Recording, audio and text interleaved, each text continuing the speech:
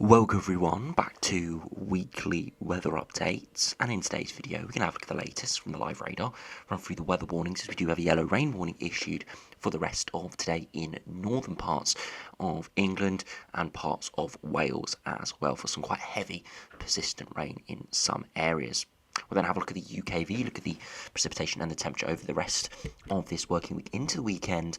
And it is likely to turn a lot warmer as we head towards Thursday and Friday, with temperatures could be as high as 28 or 29 degrees come Friday, as we're seeing a big, warm, humid air mass move up from the south, but also bringing the risk of some big thunderstorms, especially through Friday night and beyond. Now, the UKV only has 5-day time frame, which does just about get us to Friday night into Saturday.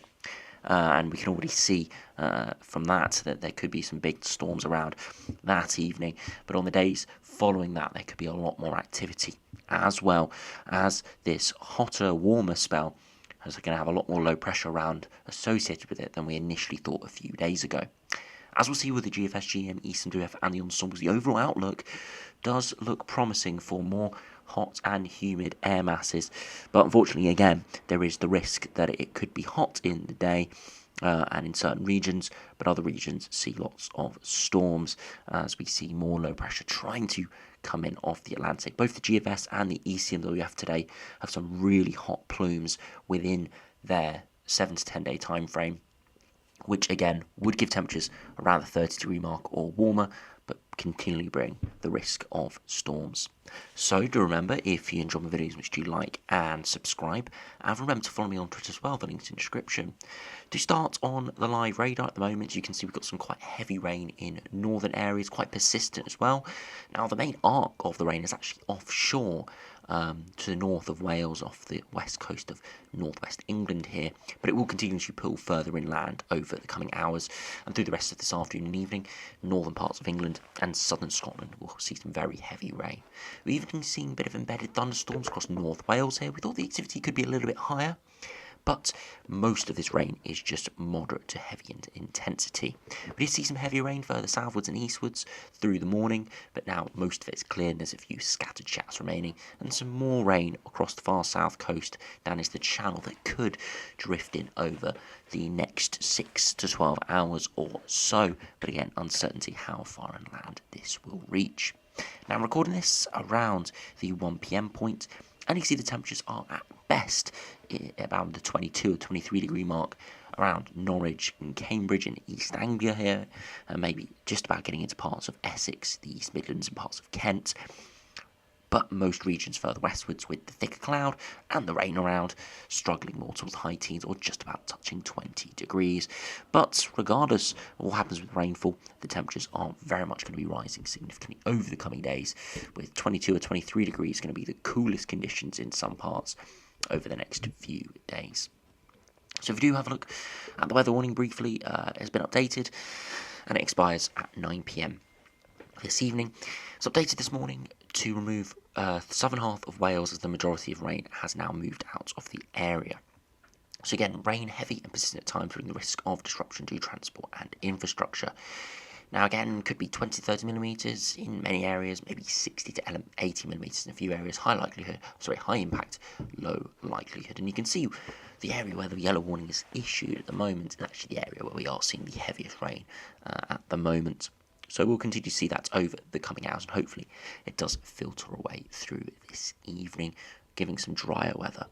Now, I did say there were some thunderstorms coming later this week, and as we see in the UKV now, we'll be able to see that risk. However, we do actually have quite a number of good days before that. Wednesday, Thursday, and much of Friday in the daytime actually looks pretty decent and pretty warm. So do run through that UKV run. You can see the heavy rain at the moment, some thunderstorms potentially through this evening across northern areas, just to the south of that main rain band, but eventually clears around midnight tonight. Into tomorrow afternoon, a few showers around, maybe a few isolated thunderstorms in the north, but most areas actually pretty pleasant and dry.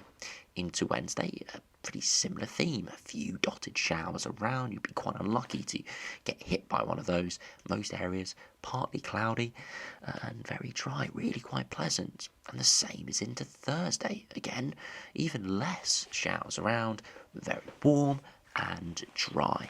Into Friday, some areas could just about see warm and dry conditions in the east, but look out to the west. Persistent rain moving in, some very heavy pulses with the risk of thunderstorms. You can see some thunderstorms developing across eastern England here by Friday evening, and to the south of this main rain band, some very heavy thundery rain.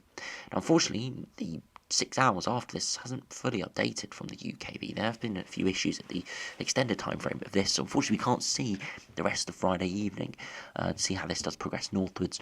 But from the looks of this, you can see how it rapidly develops. We'd expect to see quite extensive storms across the south, heading up into Midlands, Wales, Republic of Ireland, Northern Ireland, and eventually into Northern England. Another way we can view this is have a look at the Cape. You can see really high levels of Cape in the southeast and very high levels of Cape behind that initial rain band, again giving the risk of substantial thunderstorms. And you can see the upper air temperatures by Friday evening, very warm, high teens in the southeast, being sort of low to mid-teens during the day, high teens in the evening, just showing you the amounts of energy that is in the air, as we do have very high temperatures throughout the atmosphere. If you look at the max temperatures, you can see today just about touching 22 or 23, maybe actually an isolated 24 there in east areas. Most other areas, high teens, maybe touching 20 degrees, depending on the cloud amounts. Into Tuesday, temperatures widely a bit warmer. Top temperature still 23 or 24, but many more areas getting to 20 degrees and above. And those temperatures will begin to rise quite substantially through Wednesday. You can see temperatures 24, 25 degrees quite widely through much of England, and other areas more around that 20 degree mark and higher. And Thursday we're starting to touch even higher than that, widely 23 to 25, maybe 26, 27 is possible, even Republic of Ireland, Northern Ireland, up to Scotland, away from coastal areas and higher ground, most areas once again into the 20s. And then by Friday, just before the storms start to arrive, you can see a widely 28 to 29 degrees across the far southeast and most other areas in the mid-20s. Further westwards, it's much cooler with that rain moving in. But you can see across parts of northern France here, 35 or 36 degrees being seen. So it just shows you we are right on the edge of some very incredibly hot air. But not getting it in. Perhaps on Saturday, depending on timings of storms and cloud, we could see it move in. But at this stage, I wouldn't bank on that happening. We will have to see over the coming hours. So if we move over to the GFS now, we can see the longer term evolution of this pattern. You see low pressure in the moment, and that's giving the rainfall through today. But then high pressure will build in, and that's going to give us our drier and warm weather as we head towards Friday. But by Friday evening, you can see just the outer extent of the low is trying to nudge in, and you can see the upper air temperatures very warm in the southeast. It's actually hotter on the high resolution UKV than it is here on the GFS, but low pressure trying to shove that hotter air away, and while it tries to do that, it pushes in those big thunderstorms. Through Saturday, we could just about linger onto the warm air in the southeast, and then the GFS actually produces an even hotter plume of air by Monday, Tuesday time, with a 20 degree isotherm getting into the southeast. That would be incredibly hot. And again, if we have a look at the 2 metre temperatures associated with this, again, touching 30 degrees in the southeast. Again, most likely going to be a couple degrees higher than that if this came off, because this is a lower resolution model compared to the UKV. Beyond that, though, low pressure continues to try and move through, and it's a continuing pattern of oscillating between low pressure and high pressure in the longer term. Just unfortunately, for a period, we could see some cool air coming off the Atlantic, but still, with these lows diving, always gives the risk of more hotter air masses moving in from the east. Now, if you compare to the GM, again, low pressure moving in off the Atlantic, high pressure builds in, strong southerly flow, but low pressure just nudging in, giving the risk of thunderstorms there. Beyond that, low pressure actually hangs around for quite a while towards day 10, so it might keep it relatively warm with a southerly flow, but it would mean there will continue to be a risk of heavy showers and storms. But this doesn't go anywhere near as hot as the GFS, doesn't have that recurring southerly, proper southerly plume. It keeps southerly flow, so it'll be a warmer, humid air mass, temperature deviation, generally around average or above average for much of this period. Some cooler out in the Atlantic, but mostly for the UK, we're in the yellows.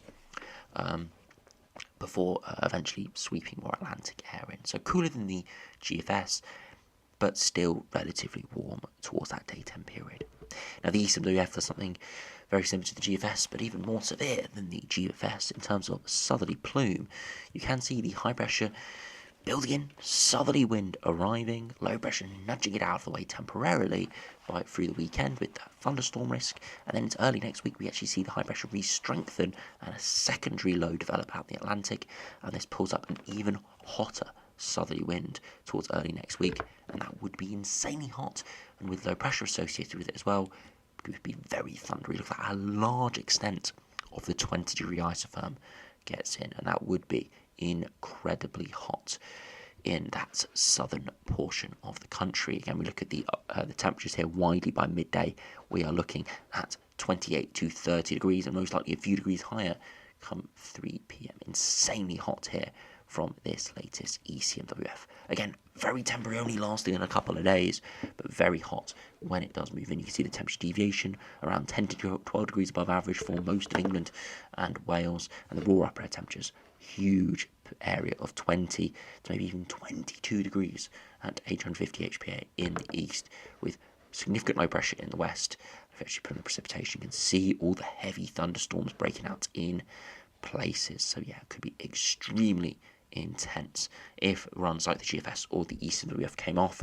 The GM is a little bit more tame, especially from the weekend onwards, but still would have the risk of warmer and thundery conditions at times. Now, if you do look at the ensembles, you can see definitely the GFS and the ECMWF runs with secondary hot plumes are probably in the minority, but there are quite a few runs showing it.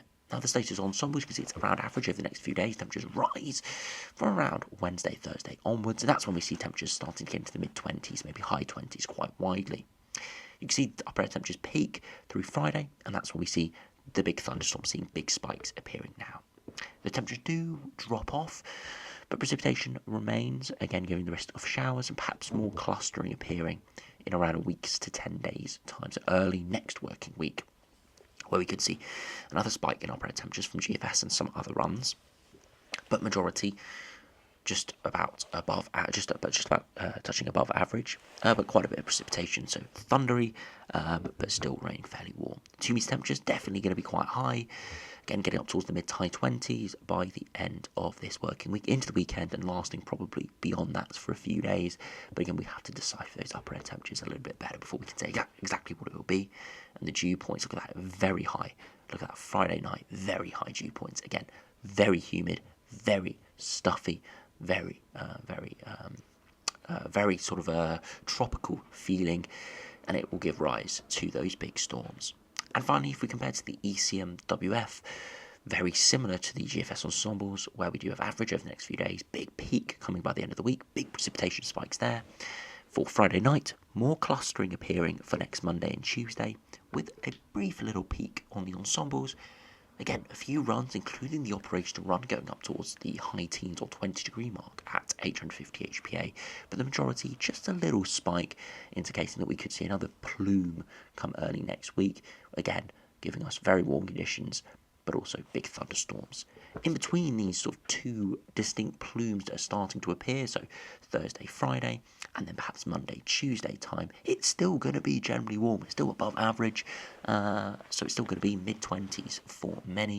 And you can see that from the 2 meter temperatures, perhaps peaking high 20s Friday, dropping down Saturday and Sunday towards mid to maybe low 20s, and then Monday, Tuesday could get up into the high 20s or 30 degrees once again, depending on which runs are correct. So it's going to sound very lively by the end of this week. If you are looking forward to some hotter, dry weather, unfortunately, we're going to be seeing the warmer, hotter conditions, but it's not going to be dry all the time. There will be dry weather around, especially in the east, but we are going to see plenty of areas of rainfall and probably some big, severe thunderstorms from the looks of this as well. And of course, we'll be able to have a look at that in a much more detail over the coming days, as it does get into the lower resolution models time frame. And hopefully tomorrow we'll be able to have a much better look at that Friday night storm risk on the UKV as well. So anyway, thanks for watching. Hope you enjoyed. Subscribe if you're new, and I'll see you again for another video soon.